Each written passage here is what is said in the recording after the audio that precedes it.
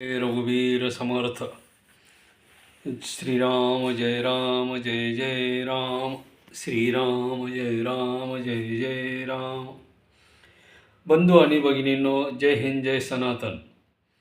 आपली महाराष्ट्राची भूमी ही संतांच्या पदस्पर्शाने पावन झालेली अशी भूमी आहे. या भूमीमध्ये अनेक संत महंत होऊन गेलेले आहेत.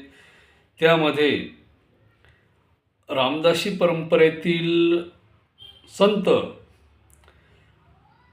श्री प्रल्हाद महाराज काळे हे बुलढाणा जिल्ह्यातील साखरखेडा येथील प्रसिद्ध संत. त्यांची कर्मभूमी साखरखेडा ही आहे. या प्रल्हाद महाराज काळे यांचा जन्मोत्सव माघ वद्य अमावस्येला म्हणजेच आजच्या दिवशी साजरा केला जातो. हा जन्मोत्सव 134वा असा आहे आणि प्रल्हाद महाराज यांचा जन्म 18व्या शतकामध्ये 1892. आता या ठिकाणी 2 तारखा दिलेल्या आहेत, एक 1892 आणि एक 1893. म्हणजे फेब्रुवारी महिन्यातील जी अमावस्या येते, वद्य अमावस्या माघ महिन्यातील, त्या अमावस्येला त्यांचा जन्म झालेला आहे. परंतु 1892 आणि 1893 असे 2 तेथी तारखा सांगितलेल्या आहेत. म्हणजेच 1814 त्यांचा जन्म बुलढाणा जिल्ह्यातील मेहकर तालुक्यातील वेणी या गावी, म्हणजे त्यांच्या आजोळी आईच्या माहेरी झालेला आहे. त्यांच्या माता गंगाबाई ह्या वेणी या गावच्या त्यांचं माहेर होतं आणि त्या ठिकाणी महाराजांचा जन्म झालेला आहे. महाराजांच्या वडिलांचे नाव आहे मुकुंद शास्त्री काळे. हे भिक्षुकी करायचे आणि भिक्षुकी करून आपला उदरनिर्वाह भागवायचे. अशाच कालावधीमध्ये त्यांना हे प्रल्हाद महाराज हे रत्न झाले आणि लहानपणापासूनच प्रल्हाद महाराज यांना अध्यात्माची गोडी, ज्ञानाची गोडी, श्रीरामाची गोडी अशी अध्यात्माची गोडी त्यांना लाभली. त्यांच्यामध्ये तो गुण होता. लहानपणापासून ते एकांतामध्येच राहायचे. अशा काळामध्ये त्यांचे 4थीपर्यंतचे शिक्षण साखरखेडा या गावी झाले आणि साखरखेडा या गावी त्यांचे शिक्षण सुरू असताना नंतरचा काळ रिसोड या गावी सखाजी वेदशास्त्री म्हणून होते. त्यांच्याकडे त्यांनी वेद अध्ययनाचं शिक्षण घेतलं. त्या ठिकाणी त्यांना परिपूर्ण असं वेदाचं ज्ञान सखाजी शास्त्री यांनी दिलं आणि नंतरच्या काळामध्ये स्वामी महाराज साखरखेड्याला आल्यानंतर त्यांनी त्या ठिकाणी आपली कर्मभूमी निर्माण केली, स्थापन केली आणि त्याच ठिकाणी त्यांनी आपलं कर्मभूमी म्हणजेच रामनामाचा प्रचार करण्याचं कार्य त्या ठिकाणी करायला सुरुवात केली. आणि त्यांना श्री गोंदवलेकर महाराज ब्रह्मचैतन्य म्हणून ज्यांना आपण ओळखतो, गोंदवलेकर महाराज बीड FM केंद्रावर ब्रह्मचैतन्य गोंदवलेकर महाराज यांचा कार्यक्रम अविट स्वरूपामध्ये प्रसारित केला जातो बीड FM केंद्रावर आणि त्या अनुषंगाने त्यांचा गोंदवलेकर महाराजांचा परिचय महाराष्ट्राच्या बऱ्याचशा भागामध्ये बीड केंद्रामुळे झालेला आहे. आणि त्यांचे शिष्य रामानंद नावाचे त्यांच्या मार्फत प्रल्हाद महाराज यांना अनुग्रह प्राप्त झालेला आहे. आणि मग अशा काळामध्ये त्यांनी तो अनुग्रह प्राप्त झाल्यानंतर रामनामाचा एक महायज्ञच त्या परिसरामध्ये निर्माण केला. साखरखेडा हे गाव जालना शहरापासून 90 किलोमीटर ते 80 किलोमीटर अंतरावर आहे. देऊळगाव राजा या मार्गे चिखली रोडला, बुलढाणा चिखली रोडला मेहरा फाटा म्हणून आहे, त्या मेहरा फाट्यावर उतरावं लागते आणि तिथून 15-16 किलोमीटरवर रिक्षा वगैरे वाहनाच्या साहाय्याने जाऊ शकतो आपण. किंवा इकडनं सिंदखेड राजा, त्याच्यानंतर दुसर बीड या मार्गे पण आपण साखरखेडा या ठिकाणी जाऊ शकतो.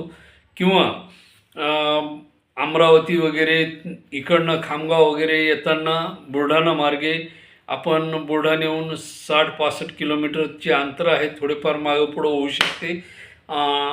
आणि या साखरखेडा या ठिकाणी दररोज अनेक लोक वाढदिवसानिमित्त, लहान मुलाचा वाढदिवस असो, त्याच्यानंतर लग्नाचा वाढदिवस असो, स्वतःचा वाढदिवस असो, अशा अनेक प्रकारचे, किंवा घरातील एखादी ज्येष्ठ व्यक्ती वारलेली असो, तिच्या स्मरणार्थ त्या ठिकाणी अन्नदान केलं जातं. त्या ठिकाणी दिवसातून 2 वेळेस अन्नदान होते. त्या ठिकाणी भक्त निवासाची सुविधा सुरू झालेली आहे संस्थानाअंतर्गत. त्या ठिकाणी राहण्याची व्यवस्था एकदम व्यवस्थित सिस्टमनुसार आहे. पाणी वगैरे, गरम पाणी, थंड पाणी, पिण्याचे पाणी आणि सर्व सुविधा त्या ठिकाणी अवेलेबल आहेत. रामाचे मंदिर आहे. 2-3 वेळेस त्या ठिकाणी पूजा अर्चा होते. दुपारचं नैवेद्य दाखवला जातो, उपहार दाखवला जातो आणि त्या पद्धतीने त्या ठिकाणी सगळे म्हणजे उपक्रम वेगवेगळ्या स्वरूपामध्ये राबवले जातात. हा महत्त्वाचा भाग आहे. आणि विशेषतः या ठिकाणी जी प्रल्हाद महाराज यांची समाधी आहे, ती समाधी आजही त्यावरती कोरा कपडा टाकून तो जर आपण डोक्यावरनं कानापर्यंत जर घेतला तर त्या कोऱ्या कपड्यामधून रामनामाचा ध्वनी आपणास ऐकवयास मिळतो, अशी आख्यायिका आहे. आजही त्या गोष्टीची बरेचसे लोक प्रचिती घेतात. सध्या ते समाधी मंदिर बंद असतं. ते काही काळापुरतं नैवेद्य वगैरे दाखवण्यासाठी, पूजा वगैरे करण्यासाठी थोडा वेळ उघडलं जातं, तो भाग वेगळा. आणि अशा प्रकारे या ठिकाणी वेगवेगळ्या स्वरूपामध्ये कार्यक्रम साजरे केले जातात. आज माघ अमावस्या, वद्य अमावस्या असल्यामुळे त्या ठिकाणी महाराजांचा जन्मोत्सव मोठ्या उत्साहामध्ये साजरा केला जातो. त्यांच्याच काळातील जे संत महंत आहेत, जसे पैठणचे एकनाथ महाराज असतील, किंवा मग न्हाव्याचे सदानंद महाराज असतील, आणि या ठिकाणचे जे, किंवा जालन्याचं राम मंदिर जे आहे, हे सर्वची सर्व बांधकामं त्या एकाच काळातील इंजिनियर लोकांनी बनवलेली, अभियंत्यांनी बनवलेली म्हणायला हरकत नाही. तिन्ही चारी बांधकामे ही एकाच पद्धतीची आहेत. आणि आज जालना शहरातील राम मंदिर या ठिकाणी रेल्वे स्टेशनच्या जवळ खूप मोठा भव्यदिव्य असा कार्यक्रम त्या ठिकाणी आयोजित करण्यात आलेला होता. महाराजांच्या जन्मोत्सव मोठ्या उत्साहाने, 134वा जन्मोत्सव फार मोठ्या उत्साहामध्ये साजरा करण्यात आला. त्या ठिकाणी अन्नदान झालेले, खूप मोठ्या प्रमाणात भाविक भक्तांनी त्या ठिकाणचा महाप्रसादाचा लाभ घेतला आहे. अशा अनेक गोष्टी प्रत्येक संस्थानामध्ये त्यांच्या ज्या ज्या ठिकाणी शाखा आहेत त्या ठिकाणी आज फार मोठ्या प्रमाणामध्ये उत्सव साजरा केला जातो. आणि बंधू आणि भगिनींनो, तुम्हीसुद्धा या कार्यक्रमाचा एक भाग म्हणून त्या ठिकाणी सेवा देऊ शकता किंवा नामजप करू शकता. मागच्या महिन्यामध्ये 13 कोटी ज्ञानयज्ञ जपयज्ञाचा कार्यक्रम झाला होता. याच तिथीनुसार, म्हणजे त्यांच्या जन्मोत्सवानिमित्त 13 कोटी नामजपाची संकल्पना त्या ठिकाणी आयोजित केली होती. आणि मी आणि माझा परिवारसुद्धा या रामदासी परंपरेचा एक भाग आहोत. आम्हीसुद्धा या परंपरेमध्ये सहभागी आहोत. जय जय रघुवीर समर्थ. श्रीराम जय जय राम. बंधू आणि भगिनींनो, आपण एक वेळेस अवश्य साखरखेडा या ठिकाणी जाऊन या सोहळ्याचा लाभ घ्यावा हीच विनंती. जय हिंद, जय महाराष्ट्र, जय सनातन.